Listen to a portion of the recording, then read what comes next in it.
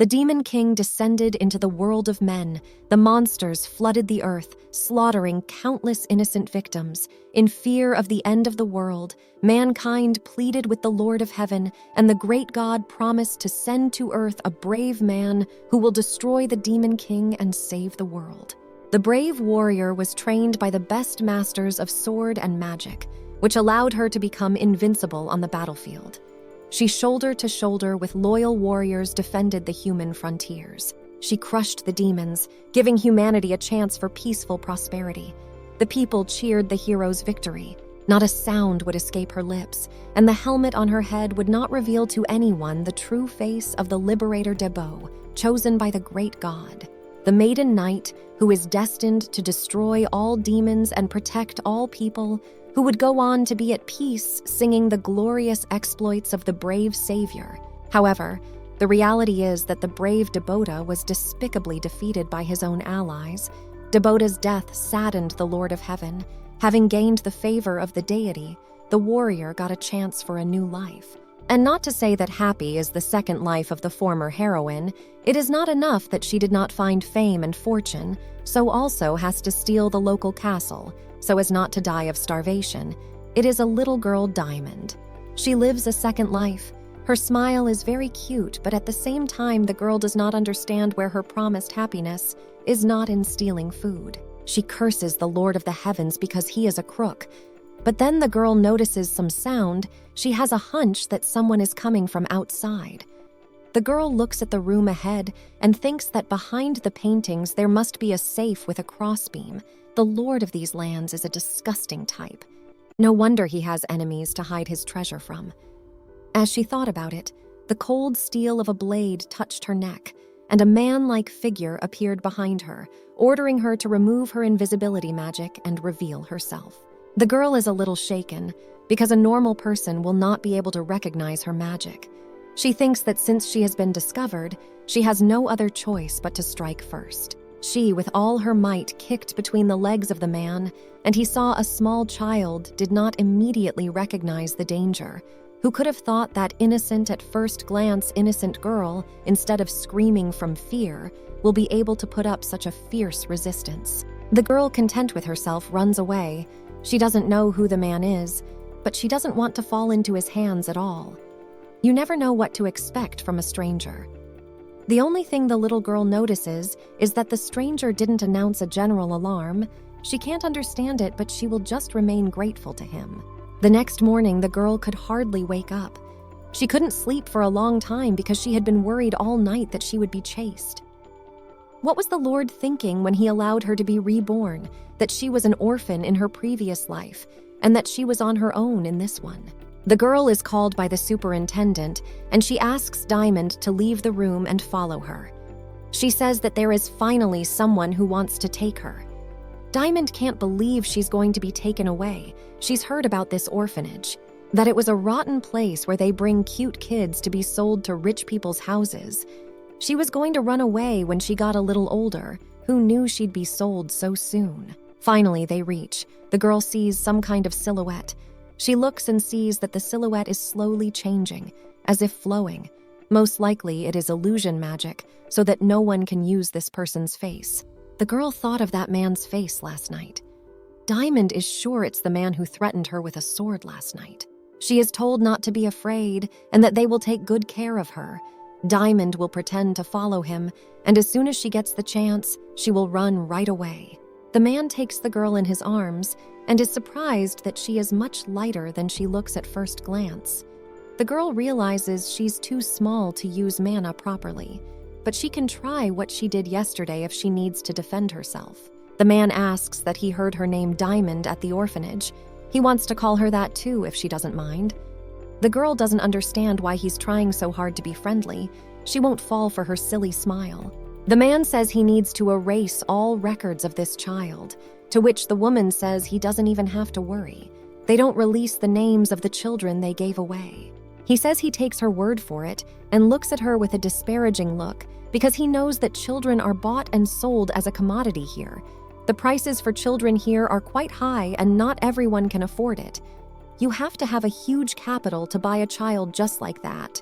In the forest, when the couple passed the illusion that surrounded the forest, the girl thought that this man was very unusual because he was able to discern and dispel her stealth magic and even the forest stealth magic used in the shelter. A handsome gentleman meets in front of them. He sees that the child did not react in any way to his appearance, so you cannot call him an ordinary child, but the girl is really very surprised, but masterfully hides it under his mask. The man who brought them says her name is Diamond. In that orphanage, all the children are named after crystals and jewels because that's what they see in these children, the gentleman says, for a gang of child traffickers. They give beautiful names. Meeting the girl, the guy is surprised at how huda she is and happily strokes her, coming to adore this little walking cutie. But then Diamond bites and screams that he is insolent, and how can he dare to touch her with his dirty hands? The men wonder how such a girl can know such grown-up words. The gentleman says that she is a little thing, but with a temper, the girl demands an apology. The man who brought the girl says that it is not allowed to touch others without permission. The gentleman replies that it's her own fault she's so cute. Anyone would want to touch her. To top it all off, it's the same bully who just moved between the Duke's legs yesterday. The girl thinks they're up to something, but they look like simpletons. The man apologizes to the girl. In response, the girl asks how old he is because she is surprised by his behavior, but she does not speak clearly, and it turns out very cute and childish. The gentleman is very embarrassed by this sweetness, but the girl excuses herself because her baby teeth are just falling out. The men laugh, but the older one tells Juliano not to laugh anymore. He replies that she is a very pretty girl. Meanwhile, the girl screams and demands forgiveness. And also, to get him to stop laughing, she threatens him, saying that he doesn't know how old she is. She is raring to fight, waving her fists and legs vigorously and ready to attack at that very second. The man holds her tightly. She thinks it's unlikely they brought her here just to laugh at her. She pulls out of their arms, pointing a finger, demanding to know the reasons they brought her here. What was the point of taking her from the orphanage? To which the guys don't take her threats seriously. They look at the little girl with mockery. Apparently, they are having a lot of fun at this moment.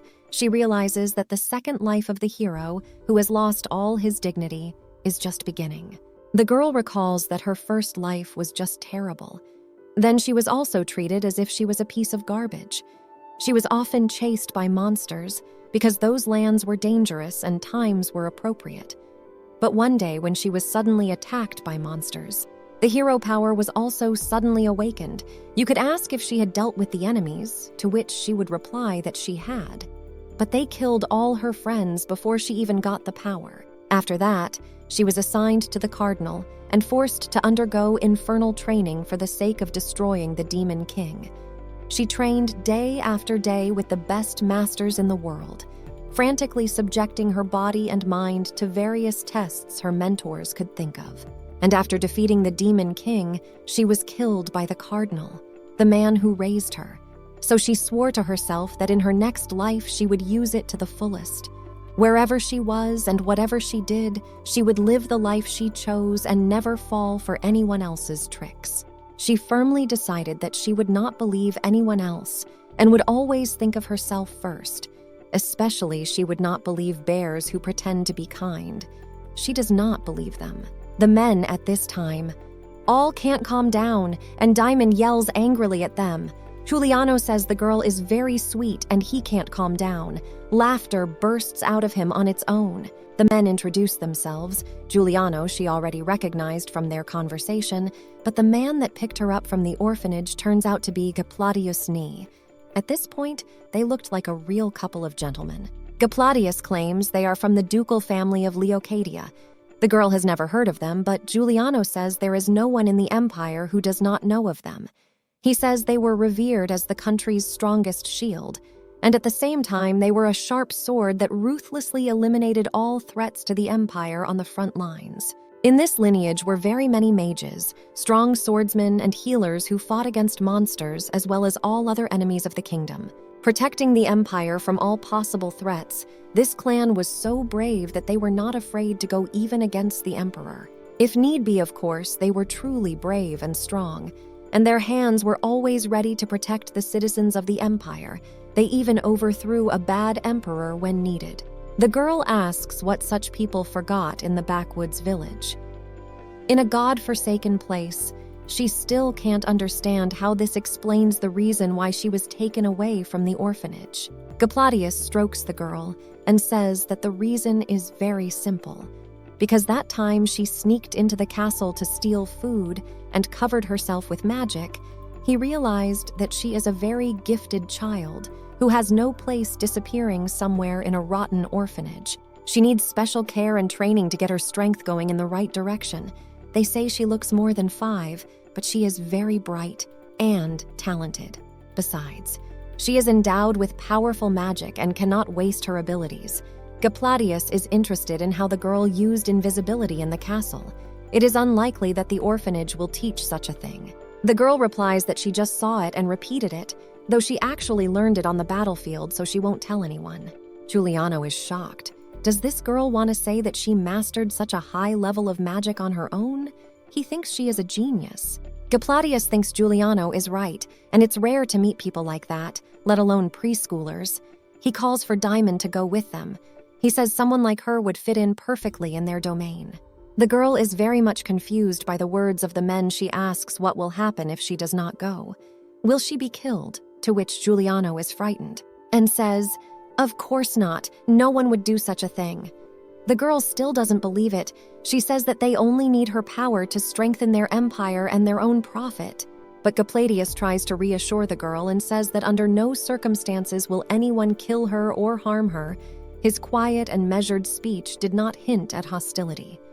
So why did they really need her? They tell her that she doesn't have to work for the good of their earth, but it's dangerous to stay at the orphanage. Wouldn't it be better for her to go with them? Giuliano also agrees with Gapladius and says that it's a terrible place and would be much better off with them. Whatever her choice is, they will take care of her until he comes of age, because children are definitely entitled to happiness, although Diamond thinks she can take care of her own future. She looks at them confused and thinks it doesn't seem like a lie. What they say is believable enough. They can see the embarrassment on her face and speculate that she might be worried about the kids from the orphanage, which is what Gapladius asks Diamond about. The girl realizes that she can set conditions in this position and takes advantage of the moment to say that she will go with them if they promise to save the others. Gapladius claims he has no intention of leaving them there, but doesn't have enough resources right now. But he had an interesting idea that if all these children were placed in their care and education institutions, they could be educated there. And it would be a better environment. When the girl hears this answer, she shines with joy. She agrees and says she will go with them. She is like a little sun that woke up at dawn. Giuliano is pleased with Diamond's answer. He says that if Diamond goes with them, she will be able to eat lots of delicious sweets and will no longer have to steal from castles. Giuliano gives the girl some kind of bead. Diamond looks at it and can't understand what it is. It's very beautiful, but it looks like a drug or poison. But Giuliano says it's not poison. It's just a candy. You just have to put it in your mouth and wait for it to melt. He shows you how to do it. The girl is afraid to eat an unknown treat and decides to do a little magic. She uses her magic to determine if there is any danger in this object.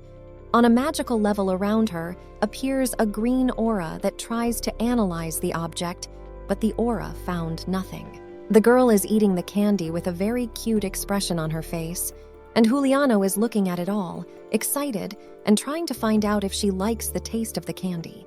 The girl, meanwhile, is delighted. She has not eaten anything so delicious in this new life. There are bright highlights in her eyes that visualize the paradise pleasure in her mouth. Her little cheeks are blushing from over-exuberance of emotion. It's a sweet, fruity sugar ball. It melts in your mouth. She couldn't have imagined such a truly perfect taste. Even in her past life, all her time in her past life was spent doing death fights and war, and she couldn't think of tasty treats. In addition, after being reborn, she is back in the orphanage, but then suddenly a delicious treat falls out of the hole in her milk teeth. The girl curses her front teeth and says that she's lost her food again. She also adds that nothing terrible has happened and that there is no need to worry. She'll just wipe it off and eat it again. Why waste such a rare deliciousness in her life? Apparently, that very life has trampled her well. She's ready to eat candy from earth.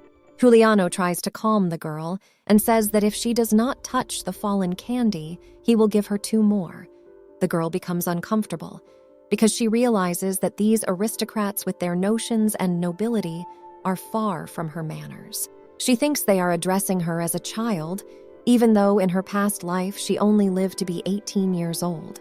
So if she had one life, she would only be 25 years old because she is really 7, not 5, which she chose to ignore when they called her a 5-year-old. She thinks to herself, what could aristocrats living in the warmth and comfort of a military life, or of life in an orphanage where you have to steal food to survive? She asks how old they are, if they have the right to address her as if she were a child. Juliano says he's turning 13 this year. The girl does not understand how this can be. After all, he looks much older than his years. She thought that he was more than 20, but not 13, in fact. In that life, she would be older. And so they are children for her, not the other way around. Juliano explains that it is a peculiarity of their kind. They grow much faster than others, and as teenagers, they often hear from others that they look older than they should be for their real age. He strokes the girl's head, who is puzzled. Hypatius says that the journey is not a long one and we must set off quickly. On the way, the girl thinks that there are so many strange things going on, even though she is reborn. Her world is still limited. She is too young to survive on her own. She thinks that it is better to go with them first. If they turn out to be bad, she will just run away. Hypatius offers to eat. The girl thinks further that at least this way she can learn more about the world than if she stays in the orphanage. She takes this chance to the fullest. She thanks for the treat. Juliano asks why she was stubborn because with such a beastly appetite, she ate everything. And when the men tried to bathe the girl, she was stubborn so they wouldn't even lay a finger on her and said that girls should have the right to privacy. Also, she didn't want to put on a new dress with their help. The girl tries to change the subject. She says that the Duke is much delayed, to which Juliano replies that he has gone to deal with some danger and it will take a little time. And by the way, the father is not a duke, but a count. It is the mother who bears the title of Duchess. Then the girl will call him Count. Juliano says that's fine too, but she can call him Daddy like he does. Diamond says that's over the top. Juliano goes on to say that for that matter, he would be very happy for her to call him brother, of course. If she only wants to do so, they can't force her to do anything. The girl says that she is uncomfortable to address them as her family. She realizes that these dormant bears are kind to her, but she was also an orphan in her past life. She can no longer accept anyone as her family. The past tragedy has affected her too much to let go of her soul until now. Juliano shows Diamond a special bracelet worn in pairs. The second pair is on his father's hand. If you look closely, you can see that he has now left the village. Diamond says they should go too, but Juliano says that Hypatius has ordered them to stay where they are. It could be dangerous, but the girl pulls on his arm, not understanding how such a little girl can be so insistent. On the back of Juliano, who is rushing through the forest using magical powers, Diamond notices that an unknown object is 100 meters away from them. It could possibly be anything, and she needs to stop this bear cub here. He stops, and Diamond sets off on her own to the place where the danger could be. She finds Hypatius taped to a tree. Diamond uses invisibility magic. Only Hypatius can see her. He sees the girl and realizes that it's too dangerous for a child here, and also this little booger is clearly messing up his plans. At this point, Diamond bursts into the crowd of bandits and kicks and punches, using her invisibility as cover to help her in the fight. Even though she's small, she can take care of herself a bit. The bandits are stunned. They don't know what's going on.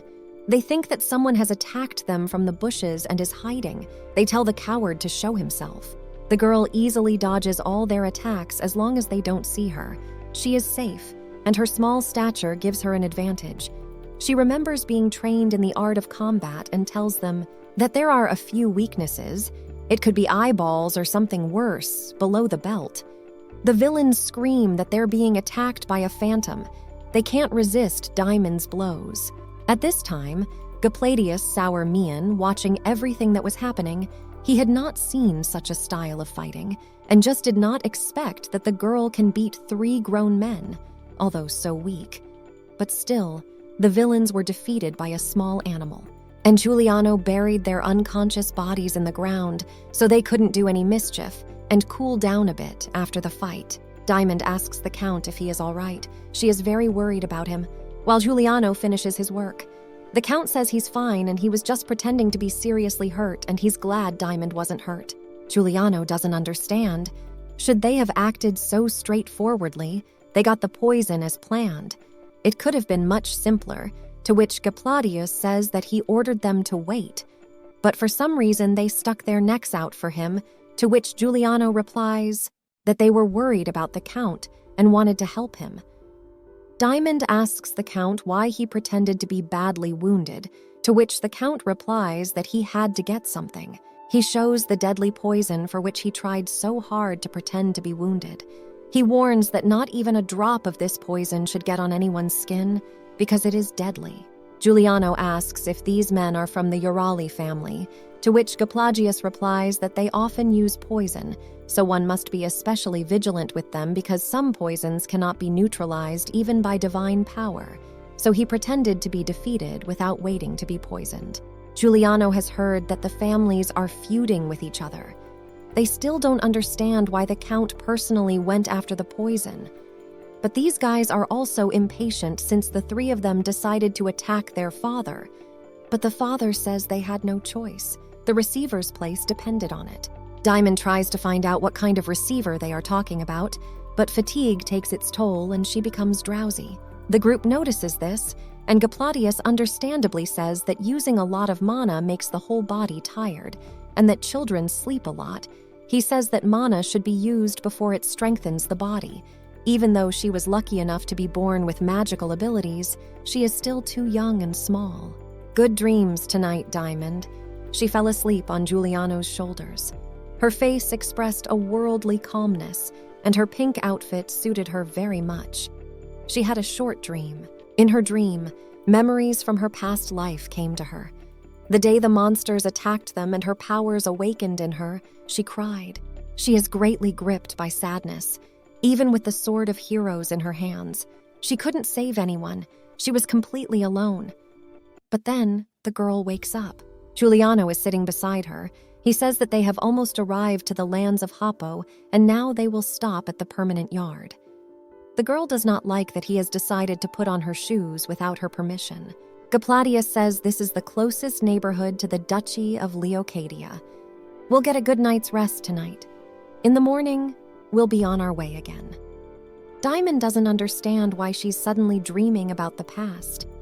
Maybe it's because she's met people from the ducal family. She is at this moment looking into the reflection of her pretty face and washing her face while staying at an inn on the main road of the empire. She thinks that God has obviously taken care of her appearance, and she is very pretty, which will always come in handy in life. You have to use everything to your advantage. She's a girl, and in the future all the guys will be singing by her windows. But suddenly someone knocks on the bathroom and asks when Diamond will finish washing up. She is a little frightened, and Gappladius enters the bathroom. He says that if he can't help her wash up, he can at least help her dry off, and she agrees. She was frightened because she thought he might hear what she was talking to herself about, because it was very private for any girl. Gappladius talks to Diamond to dry him out carefully. There is a high probability that she is from the aristocracy. Diamond can't understand how a child of aristocracy could end up in such a rotten orphanage, to which Gappladius agrees. But it happens. That genius is born among commoners. Mana is inherited.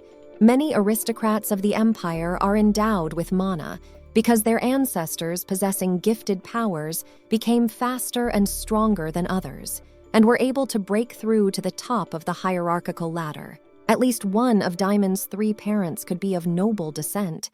Could Diamond be the illegitimate child of an aristocrat?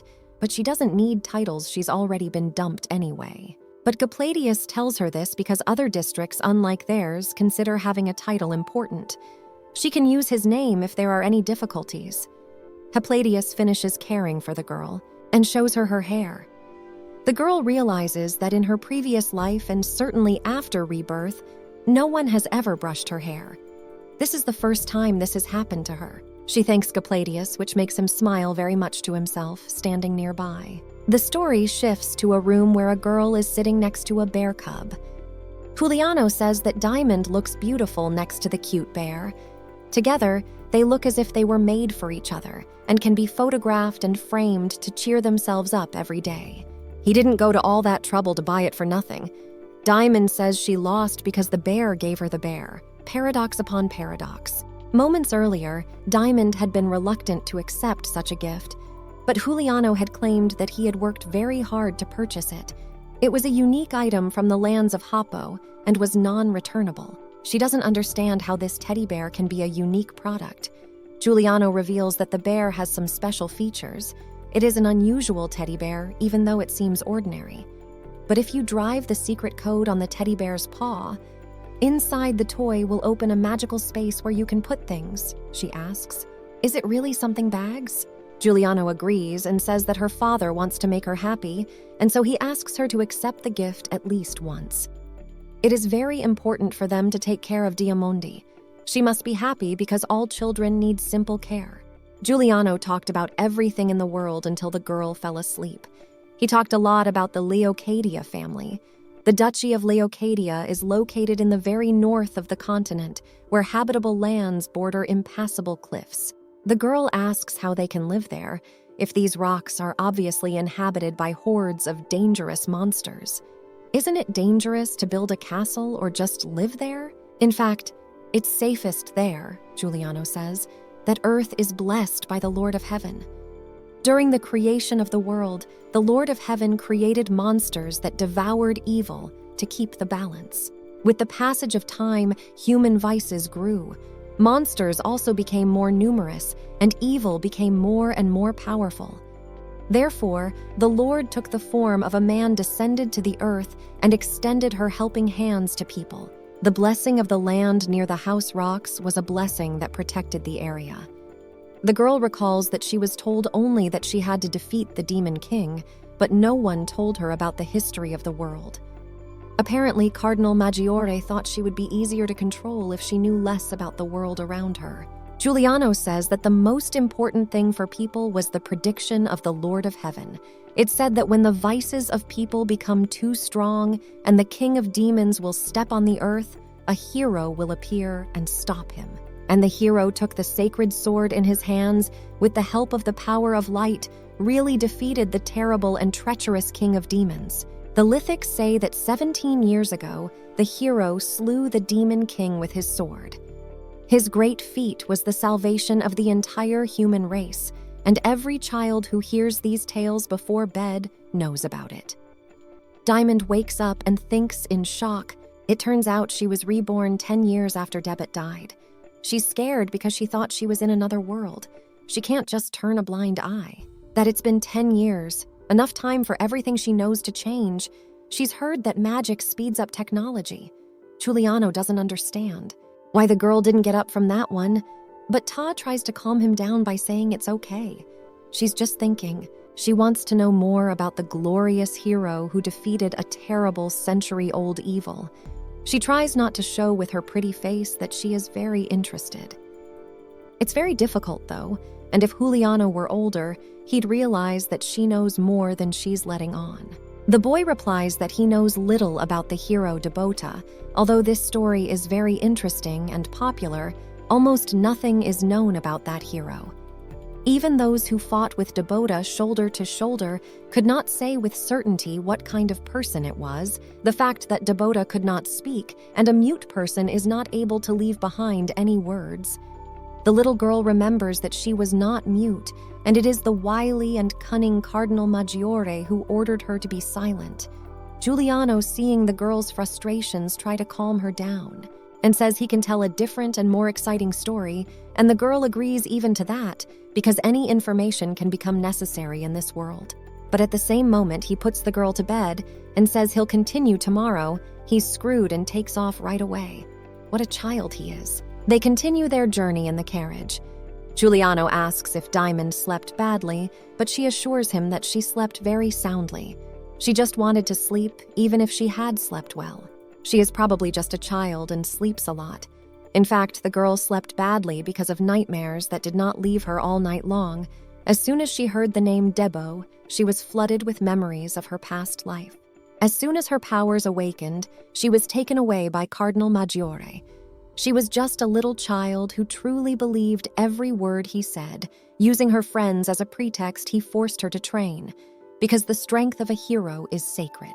And the more he talked, the faster the power wasted. She was forbidden to talk to anyone. He gagged her in fear that she would spill his terrible secret. The girl comes out of her memories. Giuliano, seeing her reverie, worriedly asks if she is comfortable in the carriage. Maybe she wants to sleep on his lap. The girl tries to change the subject, saying that if she sleeps now, she won't be able to sleep at night, and asking her to tell Giuliano that exciting story he wanted to tell yesterday. He says it's a big secret and that the girl dare not tell anyone about the story. It is a story about his dark past as a child. He once ran away from home because he wanted to be a hero. He thought if he could defeat the Chaos Rock monster, he could become one. Luckily, his father caught him in time, and that was it. End of story. The girl was not impressed with the story. There was a look of dissatisfaction on her face.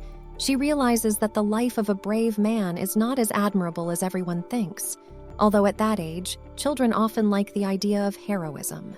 Giuliano says that he has not brought his mother to tears yet. She hugged him very tightly and repeatedly told him not to become a hero, because heroes are not happy. He doesn't know why his mom gets sad every time she hears him talk about his dream of being a hero.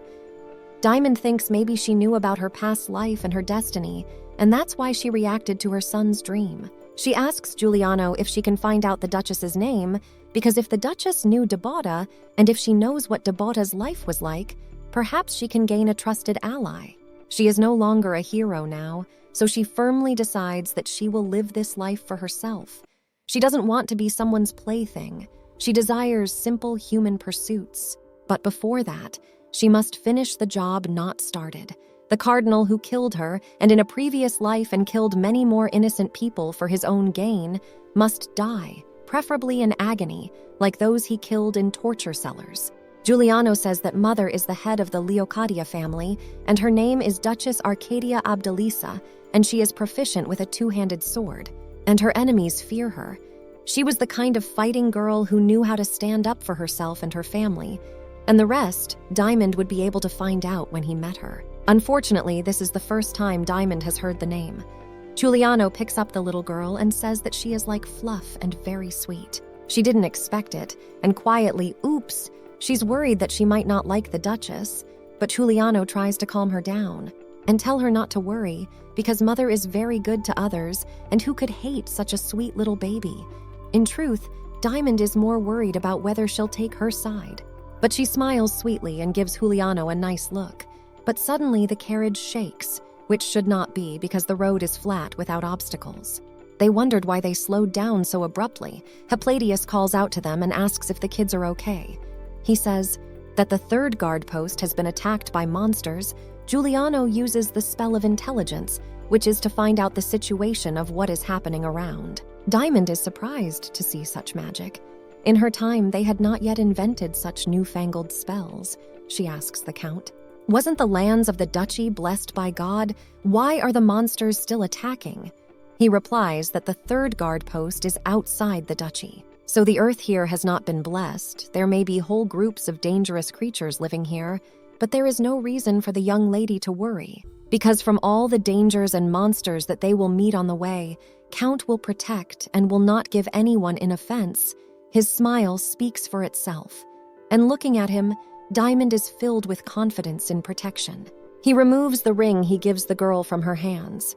He says it's a protected artifact that will be able to help if anything happens. He asks to wear it, because on the way they will meet many more monsters and can be very dangerous. The ring cannot be removed, because it can do its functions only if it is on the hand.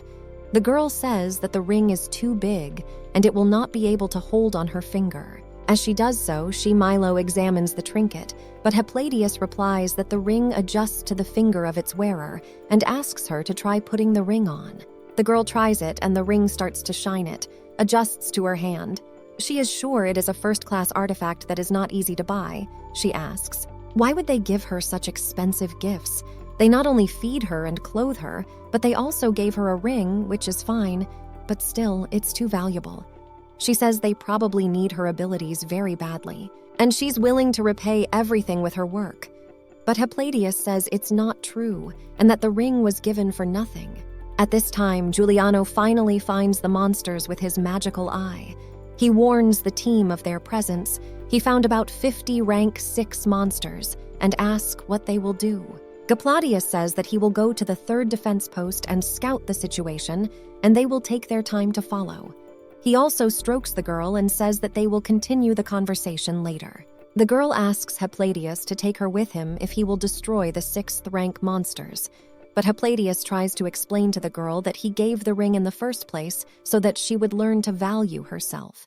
The girl is embarrassed by these words and thinks about the meaning of these words. He did not give her the ring because he wanted an equal payment and not because she has magic. He just wants Ta to be protected and have a safe and secure childhood like her peers. Diamond can't understand that sometimes people don't give gifts for profit. Especially for someone they consider very important, these people are very kind to her. The girl is lying there thinking about his words in her past life. She didn't value herself for the first time she was told such words, she thinks. That if fighting isn't protecting herself, she can't trust others to protect her life. It's her life, and she has to protect herself. She realizes that the Lord is strong, and he can handle it. She just has to wait.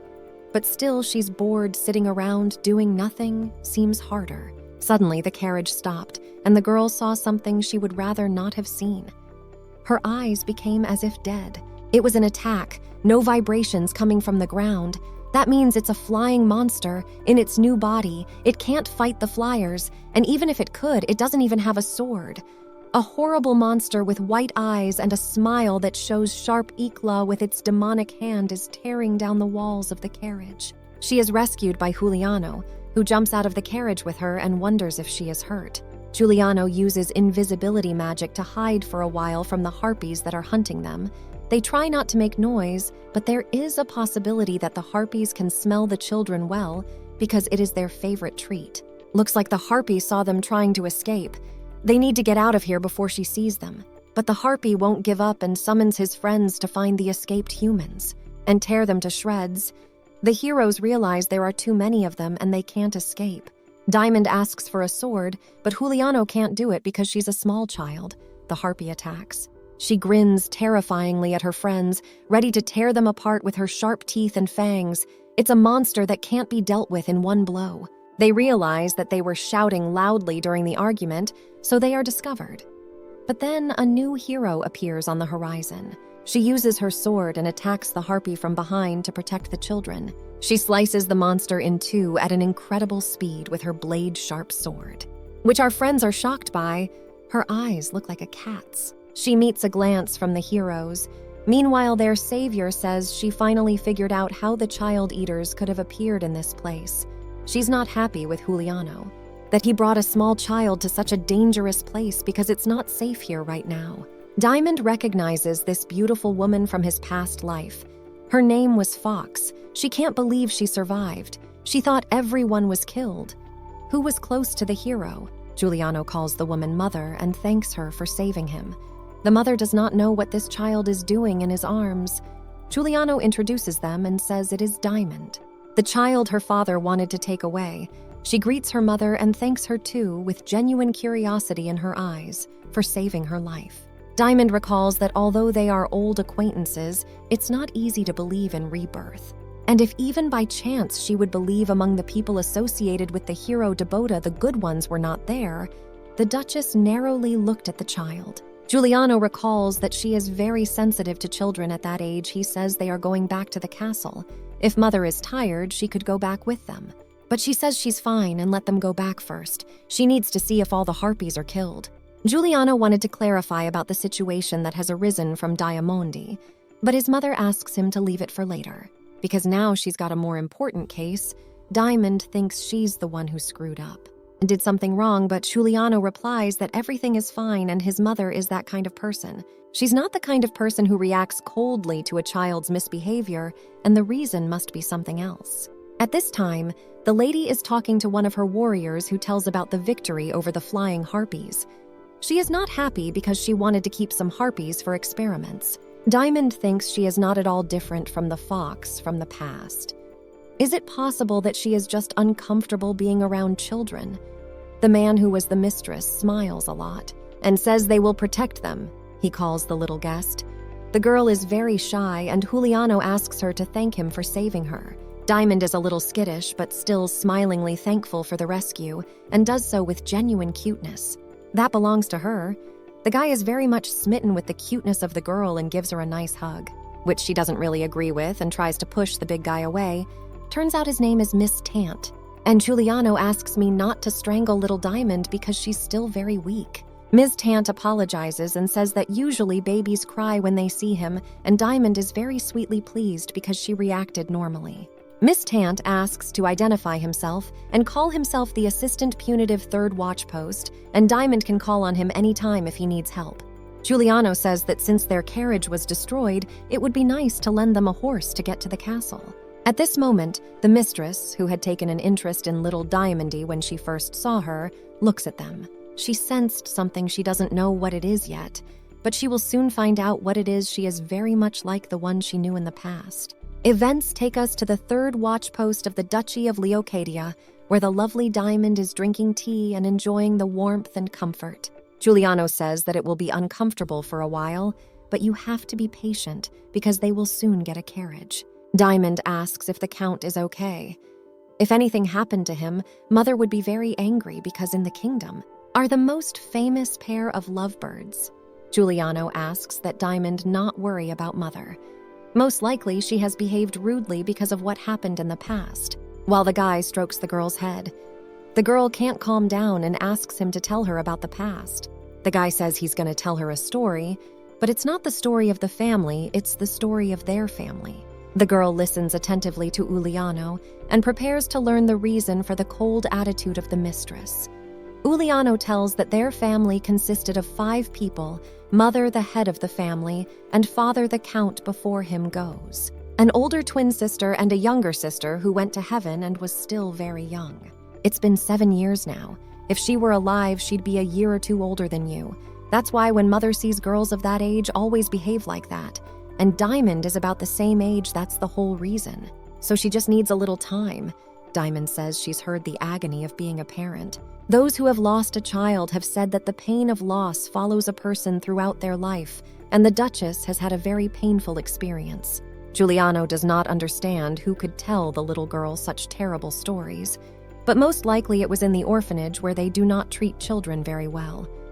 The girl tries not to arouse the guy's suspicions, but she is a little punctured. He pats the girl on the head and says that the orphanage is bad for her and that children don't belong there. Diamond thinks she can't tell that she often saw such things on the battlefield in her past life anyway. She now knows the Duchess's circumstances. Being a guest, she should be careful not to cause inconvenience. But then they are called out because the Count has arrived. They went outside, and in the warm hour before evening, the Count and his wife kissed passionately without shying away from anyone present.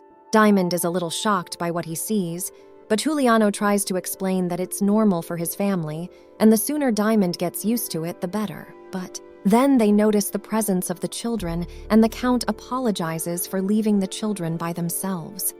If he had known this would happen, he would never have left them. He says that the monsters were much larger than expected because of the nest, which was nearby. They were very lucky that at that time the Countess was patrolling the neighborhood, so you cannot lose vigilance. The mutated monsters have already reached the city. Diamond heard about the mutation, and she is a bit amazed because the mutation appeared with the coming of the Demon King.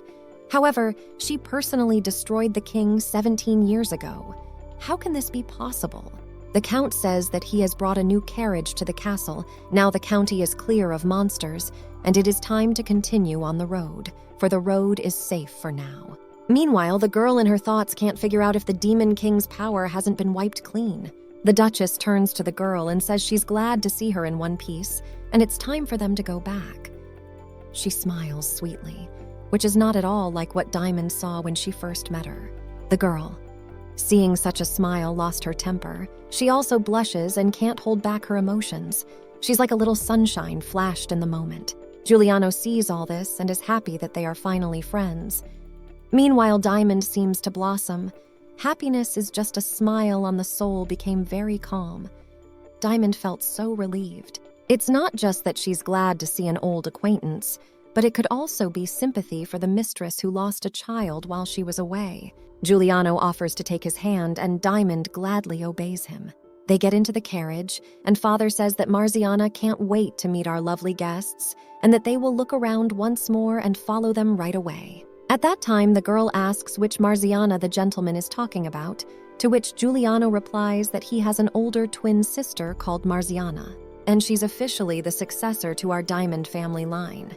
In their family, it is customary for a girl to be the heir, to which Giuliano replies that in their family, it is customary to pass on the inheritance to the strongest, and his sister has a much larger source of mana than he is. She's very strong and her abilities are unrecognizable, though she can be irritable. The stronger the mana, the more expressive the color of the hair and eyes of the successors. Sister, like mother, inherited black hair and clear eyes. She is like a black puma that hunts in the night. When they arrive at Castle Diamond, you have to be careful with your sister because she's a little reckless and doesn't know what she's doing. Diamond becomes curious about who this man is, and she wants to get there soon. Further events take us to a magical castle. They move on an elevator that is very shocking to the little girl. She has never seen something like this in this. And in the past life, she cannot believe that there is such a thing. Apparently, too much time has passed, and technology has increased a lot. The maid says the castle has 10 floors, and the elevator is a great time and energy saver, especially when there's a lot of stuff or not enough manpower. Giuliano says they don't usually ride him this late. Diamond has been feeling strong mana for some time now. Apparently, they'll be near Marziana soon. They go into the older sister's room. She has been waiting for a long time. She turns to greet them. They must be very tired. She welcomes them to the Leocadia family. Diamond realizes that her sister probably has a very vivacious character and is all blazing with energy and strength. At the same time, in the third watch post, the Count says he didn't know it would cause the Countess so much suffering, to which the mistress replies that this girl does resemble Marziana as a child, so much that she accidentally frightened a child. The Count is also surprised, and looking at her eyes, he can only think of one thing, that he wants to give all the happiness in the world to this child. It is not about luxurious dresses or jewelry. He wants to teach Diamond to be happy. He knows how hard it was for the Countess to lose her third child. It was very hard for all of them, but even so, he thinks about that child all the time. Their hands touching and clasping each other tightly, the beloved couple helping each other with all their might. Meanwhile, at the mansion, Diamond is in the midst of a scandal. Her sister wants to snuggle with her while Giuliano tries to protect her because Diamond is not a thing and can't just take advantage of her. Meanwhile, the sister says she's not being tactless, and the brother needs to choose his words better. Diamond is surprised that this family cares about commoners because aristocrats are usually not like that at all. The sister says the brother is afraid because she might prefer the sister's company. At this, she looks triumphantly at her younger brother, but he replies that he is not capable of such a childish thought, and it is immediately obvious from the look on his face that his sister has hurt his feelings. Meanwhile, Diamond realizes that she's created a fight over nothing, so she says she'll let everyone hug her once. But in return, they'll stop fighting, and then there won't be any more problems. When brother and sister hear this, they can't help but smile at the sight of Diamond and stare at her intently. Over her, hovering in the shadows, and she doesn't understand. What's the matter? An anxious smile appears on her face, with childlike cuteness in her eyes. Diamond was very exhausted. She had no sooner arrived than these two must have grown very fond of her, and there was no escape from their concern. She hoped that time would soon react more normally to her. All the while she was being carried on her back, carried on her hands, thrown around, played with. She had the attention of her brother and sister for a long time. They played all sorts of games from airplane to train. She became like a toy for them, and there was a rivalry between brother and sister for her attention, to which the maid, smiling sweetly, says that she too is enchanted by this little child. Well, now she will wash her hair. She asks Diamond to hold on to the edge of the tub. Diamond replies that she's a commoner and doesn't need to be taken care of so much, to which the maid stares at her dully. She says Diamond is a dear guest of the ducal manor, but the most important thing is that children, regardless of class, have the right to be cared for by adults. Diamond thinks that it seems all the people on the Duke's estate are quite unusual in a past life. Cardinal Maggiore especially hated her for her origins. He said he could not be fooled, but after getting to know the people of the ducal estate, she realized how nice it was to feel cared for. In the night, the Duchess comes into her room, her yellow eyes like a cat's looking intently at her child. Diamond feels something touch her cheek and wakes up. The Duchess apologizes for waking her. Diamond notices the lady's eyes are wet. She can't believe she was crying, so she decides to cheer her up. She wipes the tears from Mistress's face with her fragile little finger, hoping that she will smile. Tears were never something that deserved time and nerves. From the outside, it looks very nice. Madame is amazed by Diamond's cuteness. Diamond tells the Duchess not to cry and that everything will be fine. Her sweet smile makes you believe in a good future. But then Diamond can't stand it and falls asleep, but she's still a child. The Duchess is very surprised. But she honored Diamond's request and didn't cry. She smiled, her smile radiating the warmth of the sun. The next morning, Diamond was startled to see hungry drool rolling off his lips. She was sitting at a luxurious table with the most delicious dishes that Diamond had never seen in her life. It was so magnificent that she was so happy that she just froze. The smell was just great. She wanted to start eating quickly. She stole food while in the orphanage, but never imagined that such appetizing dishes from the bar's table would one day be available to her. The brother and sister are impressed by Diamond's cuteness and tell her not to be shy and eat as much as she wants, as long as she likes the food. Guppletius asks Diamond if there's any food she doesn't eat. The latter replies, "What preference can we talk about when there's such a sumptuous meal across the street? She will eat everything." Herzeg says that if she eats like that, everything will stick to her lips and he will help her. Because children should be helped by adults. They should be obedient and clean. Sweet Diamond is eating with a great appetite. She tasted the first bite, from which a satisfied, childish smile spread across her face.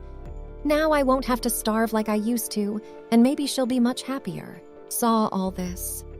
The Duchess smiled. She could not contain her smile, seeing such a beautiful child enjoying simple things. And then the family noticed the Duchess smiling, and she started to excuse herself, saying that if Diamond liked the food so much and ate with such an appetite, she should eat more. Diamonds are told to go into the study after eating to talk her stomach or fill her up. She goes along with the kids, who are not very happy that she has eaten too much, although children should have a good appetite, but overeating is also bad for their health. The girl says she couldn't stop herself when she saw the chocolate fondue on the silver fork. It was so good she couldn't stop, to which the guys say she can always ask for it again if she wants it. Diamond reaches her mother's office and thanks the boys for seeing her off. She doesn't know why the Duchess is calling her, but it's probably something important. The boys leave and say that Mother rarely calls anyone to the office. They will wait for Diamond after her talk and will happily continue the games. She enters the office thinking that maybe it has something to do with yesterday's tears of the Duchess when she burst into her room in the middle of the night and woke her up with her presence. The girl still does not understand the reason for this strange behavior of the mistress. She wants to find out more information. But opening the door, she saw the head butler. He politely asks the lady to pass quickly. His composed smile says that this man knows how to control his emotions. The Duchess sees the girl and gets up from her seat and asks her to sit at the table. The sofa was high enough for the girl. She had to use a lot of strength to jump on it like a rabbit. Those present were a bit shocked. It looked like Diamond had turned into a fluffy jumping animal for a second. She was so cute that even real fluffy animals couldn't compare to her. She turns around and asks why they're looking at her like that. Was it so sweet that it struck them? Diamond asks why she's been summoned. She's heard that mistresses seldom call guests to talk alone. Maybe she's done something wrong. But she says she'd never believe Diamond could have done anything wrong. She called her in today to find out. her personal opinion on one case because Gapladius wants adoption and acceptance as his own daughter. She leans over and touches her pretty face. She wants to know what Diamond thinks about it. The Duchess claims that Diamond will officially become part of their family. If they become a family, she can call the Earl Daddy. Mr. Giuliano will become a brother, and Mrs. Marciana will become a sister, and the fox, or rather the Duchess, will become her mother. She asks the Duchess what she thinks about it. The Duchess says that she honestly doesn't know. She knows that Diamond is especially childlike, and from the first time we met, she liked her. But it's still not enough to raise a stranger's family.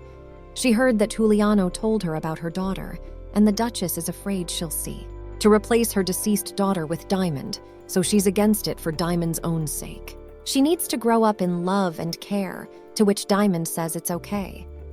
Mistress didn't blame herself because it's okay, and she was going to say no from the beginning. She's fine with who she is now. She holds her hand to her heart sweetly, but her sad eyes give themselves away. Her smile of sweet doom says that Diamond loved this place after all, and she almost took the game of family for the real thing. They embrace, and in that moment, Diamond tries to remind herself that her goal now is to avenge a brutal betrayal in her past life. If she finds a family and bonds with them, she'll only put those people in danger. Mrs. says to tell Diamond if she changes her mind, then they will start looking for a way out of this situation together. She will help the little girl, and she will not let her get hurt. Diamond will also receive training and a free stay at the castle. She can eat whatever she wants as long as she stays with them. Diamond asks if she can start looking for a job tomorrow with a nonchalant face. Asks the little girl Mistress doesn't understand how such a wonderful child can do any work. She is a little stunned. She asks the butler. Did she really hear what the butler says? Says that Mrs. Diamond wants to look for a job. Diamond says with joy and enthusiasm in her eyes that it's necessary to work because it will help her to settle down in life. She has very powerful mana and can use magic, and she is also good at fighting. Even monsters can catch. Madame says that if Diamond plans to capture and sell monsters, the proceeds should be split in half and the other half given to the treasury. It's called a tax. Diamond is amazed at how high the tax rate is. From what the butler says, that on these lands, taxes have always been high, because much of it is used for the benefit of the people and their defense against monsters. He is a little amazed that such a little girl knows about the tax rate. Mrs. says that they supply food so that those who have fallen on hard times and can't find work don't go hungry. They pay for medical expenses and provide the children with free education. Mrs. says that everything goes to the point that a little kid like her has no reason to earn money on her own. But Diamond is shocked. How will she pay for a room and buy new things when she grows up? All of this requires money, which she doesn't have because in her previous life, she did everything on her own and saw people work hard to feed their families. The Duchess is just shocked that an adult can demand money from a child. She should give her pocket money because part-time jobs for children are too dangerous, and that's why magic is forbidden for Diamond until she finishes school. To which Diamond is not happy. Squirming will be very difficult for her without the magic she's used to. The mistress tells Diamond that from now on she'll have a personal maid, and Diamond realizes that the ducal family is no joke. To use mana, you need a body that can withstand the magic. Even if Diamond has strong mana, her body is still too strong, so when she uses mana, her body can't handle the strain and she falls asleep. Diamond realizes it's true because she's felt it herself, the mistress threatens. That if she finds out that Diamond is using Manu or trying to get a job, she'll be punished and her face doesn't look good. They think a good punishment for Diamond would be a ban on chocolate fondue because she recently ate 10 whole servings. They chuckle evilly. For Diamond, it's a real disappointment. She's not ready to give up such a delicious dish, so she swears she'll never break the Duchess's ban. The Duchess looks angrily at Diamond. She'll do anything if it's for the baby's safety, and Diamond agrees to behave herself. Duchess asks Diamond if she'll behave for the goodies, which she agrees. She has no choice. The goodies are her most precious possession. Events take us to a playroom where Diamond tells us how she met with the Duchess. My sister and brother listened intently. They don't understand why Diamond refused to be adopted. Is there some special reason she doesn't want to become an aristocrat? But Diamond says that's not the point, she says, with a bit of a wisecracking face, putting her card down that she doesn't need to forget that she's just Diamond. Sometimes she talks like an adult, which scares Giuliano, who's not used to kids like that. A man in a cassock walks into the room and asks him to excuse him. He's the head priest of the Leocadia family. He needs to examine her because the head asked him for it. He says that at first sight, Diamond is perfectly healthy, her skin color is all right, and the girl herself has no complaints about her health. Can there be anything wrong? But must follow the head's wishes or he'll be fired. He asks Diamond to help him. Or he might just become unemployed while smiling sweetly, and Diamond thinks he's a bit of a weird butler, asks to stop talking and get down to business. The priest agrees. He asks Diamond's hand. Usually, priests are endowed with powerful divine powers, but this man does not seem very strong. A warm sunglow appears around Diamond's palms. He asks how old Diamond is. She has a very light and pure manna that's hard not to feel, to which Giuliano says she's only 5. To which the priest says she's probably more. Diamond interrupts their conversation and talks about the friendly news that she's only turning 7 this year. No one could expect that such a small and fragile child could be 7 years old. Diamond didn't say that before because she thought they would figure it out right away, so she didn't try to correct the priest to ask if Diamond was too small for 7 years old, to which the priest replies that the skeleton is proportional and the muscle mass matches the structure a little thin, but with good food in the castle, there will be no problem. She may be naturally small. Diamond thinks she needs to grow up a bit to pick up a sword and use magic. What if she's having trouble growing up because she's too often told by Diamond's mages that she needs to eat a lot to get back in shape? She claims she can eat 5 portions of fondue, and her eyes blaze with the willingness to take on such a great treat. The butler remembers that she looks like a copy of Mistress Marziana as a child. She is 7 years old and is scheduled to give birth next month. And Mistress has the strength to even inspect the earth. Mistress must be holding a very strong and healthy child. The butler asks if the mistress has chosen a name for the child, because she replies Marziana and Giuliano wanted to come up with a name on their own. But then the priest bursts in and says that the Earl of Jen is dead. The news is shocking, and the game has been playing for a couple of days now. The priest was told to deliver the message as soon as possible, so he doesn't know all the details, Duchess. At that moment, she collapses and has a seizure. Everyone thinks it's probably the shock of the sad news. Everyone calls the priest for help. The news of the Duchess's fainting spilled over the estates in a matter of hours. When the Count heard the news, he hurried back.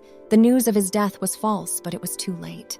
He arrived at his beloved mistress and embraced her, and she was bursting into tears, happy that he had come back alive. She tried to apologize to Gapladius because someone had kidnapped the 3rd child of the family. He escaped, which is hard to imagine, but the maid looking after the child was killed. Apparently, she wanted to protect the little baby, and the escaped kidnapper was chased by the lady immediately after giving birth, who ran to the guards about her baby, saying that he was probably in heaven now. The Duke, with his exhausted and sad face, is certain that this is an attempt to shake the ducal family of Leocadia, which serves as the shield of the empire. If they had only wanted a political response, they wouldn't have killed their child because she would have made a valuable hostage. The Duke blamed himself. If only he hadn't gone to the capital that day, the lady tried to calm him down so he'd stop blaming himself, because that's what the robbers are counting on. He has her and 2 children and a possession for which we are responsible. They mustn't let the lust for revenge consume all their thoughts, so we must deal with it and move on. The Duchess stares angrily at her feet, trying to calm her anger. Diamond is asked if she remembers her birthday, but she says the shelter talked about late fall. The butler says he will remember, and be sure to congratulate the young lady. He does not fill you with idle hopes after all the color of her hair and eyes are not like the members of the Leocadia family. Diamond says there's no need to memorize her birthday, and it doesn't have to be celebrated. But the butler says that it is not possible. It will be necessary to tell this date if she suddenly remembers. The butlers promise to personally take care of Diamond's education. He will become her teacher and will do everything that can be useful to her in life. He will also help her with her homework after she comes home from kindergarten. Diamond didn't expect to go to kindergarten, but her mother has already enrolled her, and now from tomorrow she will attend kindergarten. The maid says that the young lady will be in a group called Milk. She learns that this group serves 2 bottles of milk for dessert, and the youngest children go to it. It's a group for those children who need to be in perfect health because milk is very healthy. Diamond realizes that at her age, it's embarrassing to go to kindergarten. And then there's the Milk group. It's a nightmare. The maid says it's time for everyone to leave, and it's bedtime for young Lady Diamond, because children need to sleep at lunchtime and gain strength. To grow up quickly is very important at their age. To which Diamond looks with her adorable eyes. She doesn't want to sleep and thinks she can do something more productive. But the maid grumbles that children at that age should sleep a lot, eat a lot, and take plenty of walks in the fresh air, which is the golden rule that must be observed, for a child must be given special care. Hasn't Diamond heard the expression? A healthy body is a healthy spirit, so it's very important for the normal growth of children. Daytime sleep is a necessity. Diamond realizes that her servant rabbi is very eloquent than she expected. Sister says that if Diamond wants to be at the formal dinner with them, she'd better get some sleep beforehand. Otherwise, she'll be very tired by the time it's time to honor her arrival. Diamond agrees grudgingly. Now she has to brush her teeth and wash her face before going to bed. The more you look at young Diamond, the more she reminds you of the young master and young mistress as children. The sister tells the butler that he probably thinks of Diamond as part of their family too. She's a lot like them and would make a great sister. Their family just can't resist her. Diamond is lying in her bed, still angry because Juliano laughed at her again. The maid says that Diamond should not be angry as it prevents a good night's sleep and that she should think of something good. Is it possible to make fun of him? Just because he didn't go to kindergarten at that age, he was certainly taught by personal teachers that were bought with money from rich parents? Some people are lucky to be born the first time in a good family. But the maid replies that the young master also went to kindergarten when he was young, like the young mistress, along with the commoners. Diamond is shocked how an aristocrat can go to a kindergarten in which and ordinary people. Turns out that the Duchess taught them that it is very important to know how ordinary people live in their land. By day, they learned about the life of the common people, and afterwards they received personal lessons and ethics, and Lady Diamond is waiting for the same thing to happen to young Diamond, even if she didn't go to kindergarten earlier. Most children start school at the age of 7, so she's not too late for that. Diamond says that her suffering has begun. She talks as if she were an old woman, but she's still such a child. She fell asleep easily, even though she refused to do so. The maid says she has a happy life here and doesn't need to worry. Diamond wakes up to hear her roommate arguing about her dress. She says she'd rather have a green dress in winter colors, but the other denies it and says Diamond would rather have a warm pink summer dress. The maids notice that they woke up the young lady and offer her to choose her own outfit. They have everything she needs in their arsenal. She just has to try something on. They have the best skills for outfitting young ladies. The maids show Diamond her closet of different dresses. They suggest that she choose the one that suits her best, because she is going to dinner and needs to look dignified, and she should also choose some jewelry that suits her. The dressed-up girl comes out of the room and is noticed by everyone around her. Her outfit is perfect. She holds her hand over her heart and apologizes for keeping everyone waiting for such a cute girl. Impossible, Giuliano. Seeing such beauty tells Diamond that since it's her first dinner party, he's come to see her off because it would be a great decision. He's come to see Diamond on purpose. Giuliano says that he likes Diamond a lot and wants to help her.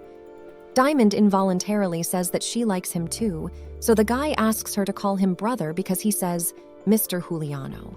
It was not difficult for Diamond to say these words because they came from the heart involuntarily. These words were true and came from the heart. However, she has some speculation as to why she rejected the adoption offer. She did it because she thinks they'll get in the way of her revenge legalization or future danger. If it weren't for that, maybe she could take them up on their offer. She doesn't want to lie, so she confesses honestly that she wouldn't mind, because in her past life she had no one to take care of her. She misses a simple human family life and ordinary love. She says she'll just change her address and call Giuliano brother. He hugs her and says he's her big brother now and she can call him that. He's dreamed about it a lot. He likes her a lot, especially when she's embarrassed. They'll be friends for a long time. At that moment, a maid is watching them and says, "What adorable kids they are. They look so cute together." Giuliano walks down the hall. Everyone is happy to see him back and greets him. He's happy to see everyone too, and smiles sweetly back at Mrs. Tant with his hand. The girl knows the little bear is popular, but she's not comfortable at these events, and then the Duke and Duchess walk in. They thank everyone who came to the dinner party. The Duchess is grateful to everyone for taking the time to visit them. She looks fabulous. The dress of the lady is even more irresistible than usual. She is simply magnificent. How can a person be able to combine two opposites and incredible strength and simply irresistible beauty? The people heard that their carriage was in trouble, but Giuliano says that Mother came to their aid at once and saved them. Her strength and endurance are unshakable. She can suppress the weak magical skills of her opponents with her will alone.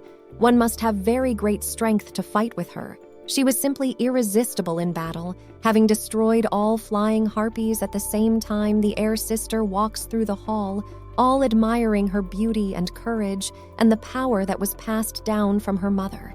Her yellow eyes and black hair speak of the great reserve of mana, which serves as a good start to mastering powerful spells. Diamond thinks she's slowly getting used to. Though she's a blob and doesn't fit in at all in this place, the people of the family or Acadia accept her for who she is. She really likes their love for her. But suddenly the girl notices that the ribbon the Duchess gave her is missing from her hair. She's very worried because it must be worth a fortune and decides to find it at any cost. Then I get a guy who finds her ribbon and little Diamond sees him and is struck by the guy's beauty. She's not sure if he's a person or a statue because he looks like a sculpture from the Lord's temple. This guy's name is Tolly-Rel. He's asking Diamond if she knows his father, Priest Russ. But Diamond remembers that even though she knows the priest, he and her son are nothing alike, as if they were never related.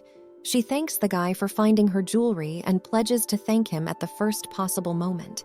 The guy says the rumors are true and the girl is really very nice. Her looks are beyond all limits. She can be very well endowed with the attention of guys. You can't find girls like that everywhere, Diamond understands. That in time, rumors would spread about a motherless guest suddenly appearing at the ducal estate. So all the looks she caught at herself were for a reason, but Tolly-Rel asks the lady not to worry about those looks. Some do judge the ducal house guest. They can't keep their envy everywhere. They're spreading all sorts of gossip, one of which is that Diamond is the Earl's illegitimate daughter. Diamond is amazed by this.